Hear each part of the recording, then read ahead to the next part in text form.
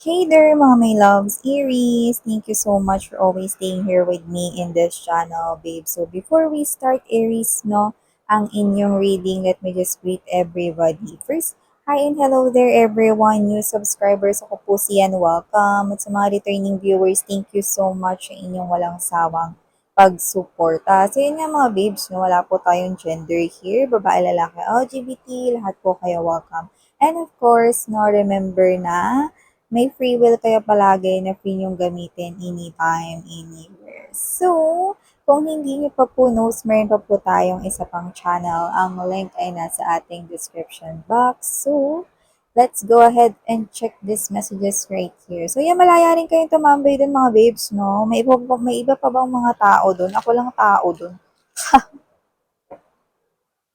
Yeah, so sa mga bago, no, masanay na po kayo, bulol po talaga ako sa Tagalog mga beers, no, pagpasensyaan nyo, no. So yeah, let's go ahead and check these messages right here for my dear Aries. What do we have here for Aries? Archangel Michael, thank you so much, together with the beautiful angels and guides and ancestors of Aries. Ano po yung mga pwedeng abangan ni Aries? Ano po yung mga pwede niyang asahan? I-look forward? Ano yung mga kaganapan na dapat niyang ipaghandaan? Let us see. Aries. Cross watchers ni Aries, pwede niyo pong i-flip yung roles kung gusto ninyo. Since this is general reading, let's go ahead and check these messages here. This reading is intended for my Aries people. This reading is intended for my Aries people. Just gathering up the right energies here for you guys. Okay, let's go ahead and check these messages here. Pero, ilay muna natin ang ating energy sa table, okay? We're gonna get this, no? Kasi parang gusto niya mag-jump out. So, you have here, guys, the Five of Wands energy. You also have here the Four of Coins energy. You also have here the Judgment card energy. The Star.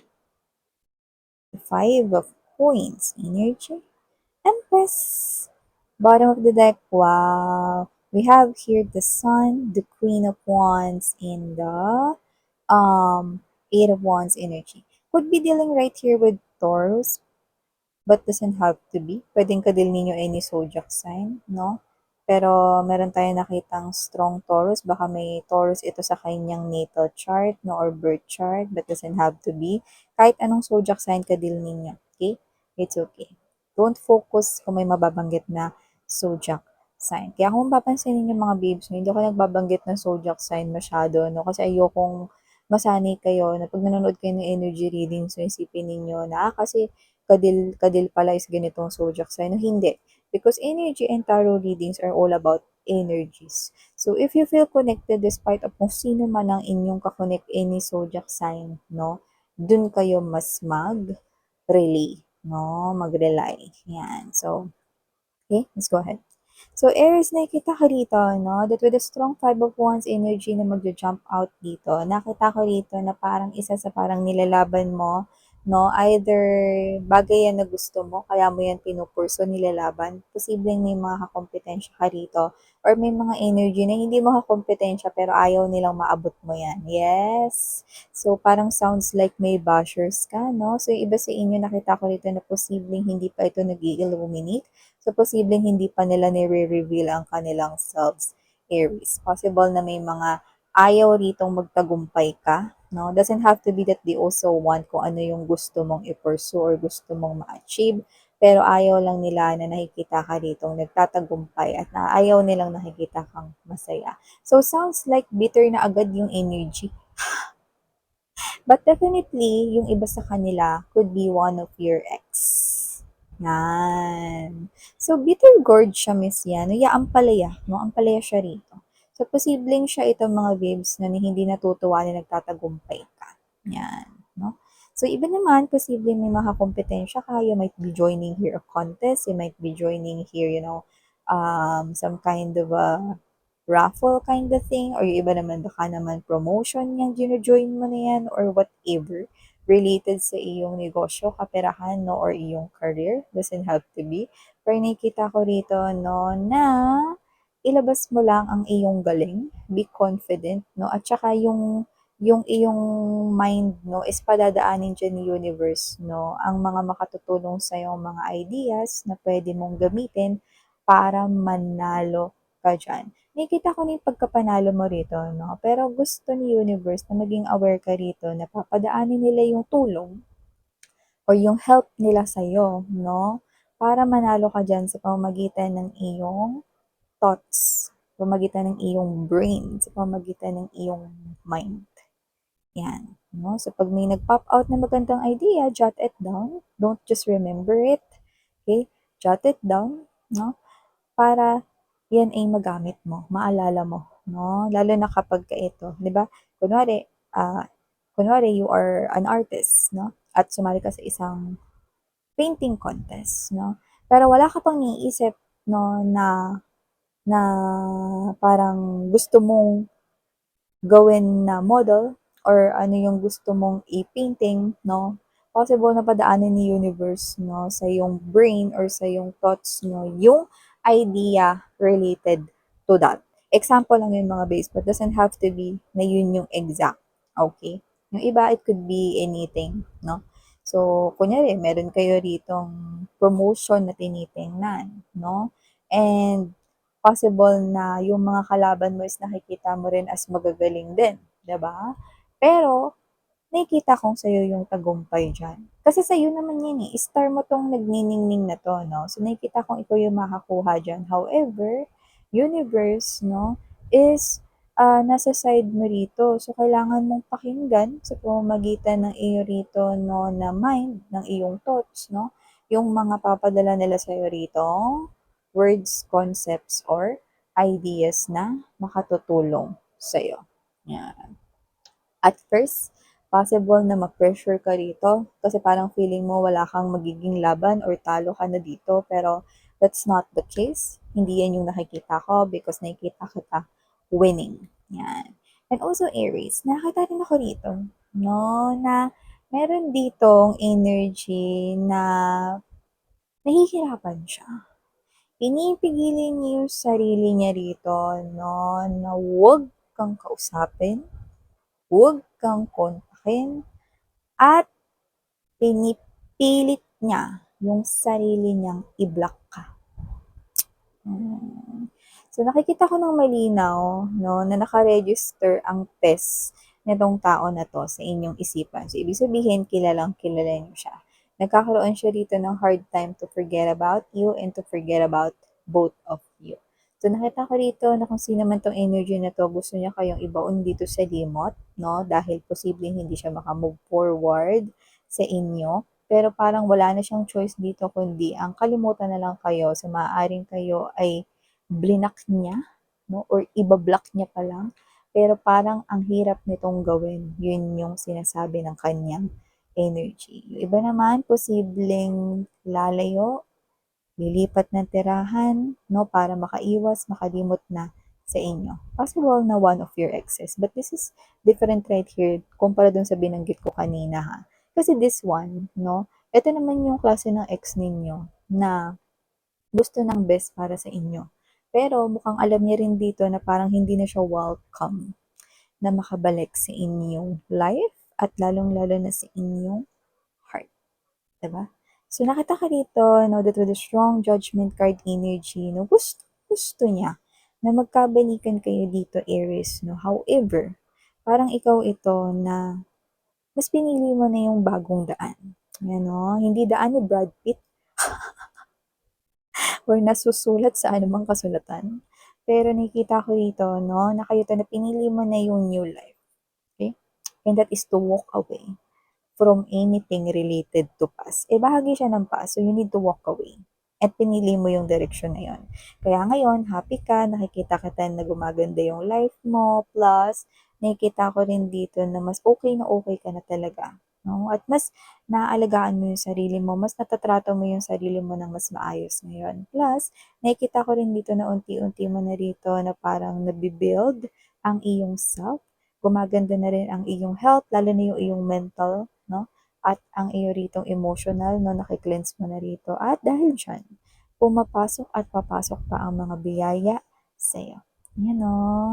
Tsaka nakikita ko rin dito, no, na sa mga darating na buwan, mas lalo ka pa ritong parang, hindi naman vain, pero parang mas lalo ka pa ritong gaganda, no, with the Queen of Wands energy. At nakikita ko rito na posibleng, try mo mag-online mga babes. No? Nakakita ko rito ng parang possible na mapansin ka online. Or kung may negosyo ka man, try mo yan ilagay sa online. Gumawa ka ng website, gumawa ka ng page, no? To reach more potential customers or buyers, mga ganyan. Or clients, ganon. So, iba naman na nakita ko dito na meron ditong swerte pagdating sa inyong um, career, ikot ng money, no? Na nakikita ko na online. So, possible na parang kunwari, no, this is you, no, may itsura ka, maganda ka, no, why not try mo na mag-vlog? Yan. Or why not itry mo, no, na gawin yung hilig mo, no, doon sa social media, no, and then, bukod sa gusto mo na yung ginagawa mo, nagkakaroon ka pa ng extra kita. Yan, yung nakikita ko. Kasi nakikita ko dito parang, bukod sa possible na sumikat ka, or lumago yung negosyo mo rito, no? Nakita tayo ng gano'n. Nakita ko rin dito na parang mas lalo mong nabubuo yung sarili mo kasi mas lalo ka nagiging happy. Plus, nag-glow up ka pa. Yan. At, bago dumating ang araw ng or buwan ng Kapaskuhan, no, sabihin natin siguro mga around November, no, or baka early October, no, makaka-receive ka rito ng maraming mensahe, mga taong gusto ritong makipagkilala sa'yo, makipag-friends, no? Pero possible mo ring ma-receive, no, ang mensahe na matagal nang nakatenga, no? So, hindi mo alam kung paano nangyari yun, pero makaka-receive ka ng mensahe rito coming from people na akala mo hindi nahihingi ng tawad sa'yo. So, nakita tayo ng mga energy ng tao rito hihingi ng tawad sa'yo. Yung mga taong sinasabi mo na yun, no, is parang sinasabi mo sa akin na sila yung mga klase ng energy nagmamatigas sa'yo. Ayan. So, yun yung nakita natin dito mga babes. And also, okay. Nakikita ko rin dito, no, kung sino man tong energy, no, na nasasagap ko dito, no, possible na ikaw ay maimbitahan sa isang event, no? So, hindi ko alam kung ito ba ay klase ng event na concert, mga ganyan. Yung hindi ka nagwo-work, yung parang nag-e-enjoy ka lang. So, posibleng event na maraming tao. Pwede rin naman na exhibit, yung mga ganun, gallery, no? So, parang nakikita ko no, na umattend ka dun. Okay? Pumunta ka dun. Kasi nakikita ko na may makakapansin ng potential mo. So, hindi ko alam kung ito ba ay related sa interest mo or sa hobbies mo, no? Kasi nakikita ko na pwede mo yung gawing sideline, okay? Or maging side hustle mo yun. Yan, no? So, may nakikita tayong ganyan. Pero yung iba, possible na may makilala ka dyan, no? Na pwedeng siya yung maging bridge para magkaroon ka ng connection doon sa mga new friends or possible na maging mga bago mong kaibigan. You know, nakita ko talaga rito na pagtapak mo ng 2025, meron ka ng mga kasamang mga bagong kaibigan, bagong kakilala. Okay? Parang sila yung mga bagong karakter, no, paghahanda bago ka tumapak ng 2025. Kasi Aries, no, nakikita ko dito mga babes, no, na kayo ito na kayo yung hindi yung sobrang dami ng mga kaibigan ninyo. Pero, konti lang sila, pero alam mong totoo sila sa'yo. At itong madadagdag dito sa iyong soul tribe, no, or sa circle of friends mo, ay talagang mapapabilang na sila permanente sa buhay mo. Okay? At nakikita ko no, na itong mga taong to ay successful at yung isa pa nga dyan is masayahin pa nga. So nakikita ko rito na ikaw ito na mahahawaan ka lalo ng kanilang energy, no? Ng pagiging abundant and also positive rin kasi silang mag-isip. Okay? So nakikita ko na makatutulong sila sa iyong pag-angat. Yan. So, maliban diyan Aries 'no, nakita rin ako dito ng energy 'no, na if you are someone here na may karelasyon ka ngayon, may boyfriend ka, may girlfriend ka, may asawa ka ngayon, nakikita ko dito that your person here, sumasakit yung ulo niya.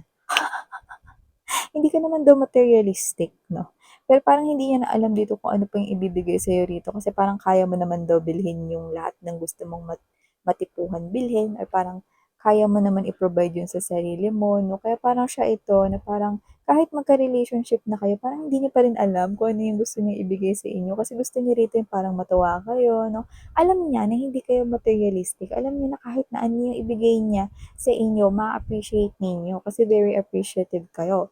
Pero dito gusto niya parang ibigay sa inyo 'no, yung parang energy na nililigawan niya pa lang kayo 'no or nagliligawan pa lang kayo na parang gano'n yung kaba niya 'no.